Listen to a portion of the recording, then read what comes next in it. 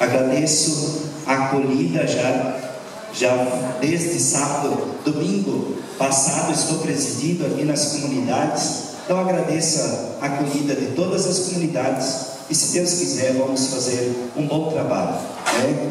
Porque a minha vontade é realizar um bom trabalho, né? E eu sei que a vontade de Deus também é que nós realizemos um bom trabalho. Muito obrigado.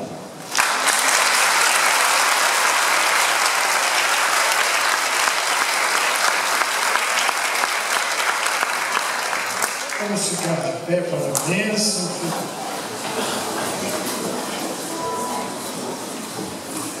Senhor esteja convosco. Ele está no meio de nós. Que o Deus Todo-Poderoso vos abençoe na sua bondade e infunda em vós a sabedoria da salvação. Amém. Sempre vos alimente com os ensinamentos da fé, que vos faça perseverar nas boas obras. Amém. Que oriente para ele os vossos passos e vos mostre o caminho da caridade e da paz. Amém. Abençoe-vos o Deus Todo-Poderoso, Pai, Filho e Espírito Santo. Amém. Levai a todos a alegria do Senhor ressuscitado. Ide em paz, que o Senhor vos acompanhe. Graças a Deus. Nós vamos assinar a ata da posse. Eu pediria que a coordenação da área viesse aqui assinar como testemunho, tá bom? Umas 4 ou 5 pessoas. Vou dar aqueles nossos informes aqui rapidinho, são apenas 4.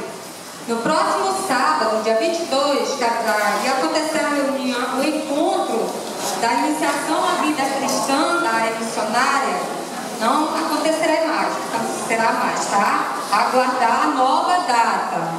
No próximo domingo, dia 23, não haverá celebração pela manhã aqui na comunidade de Santa Clara.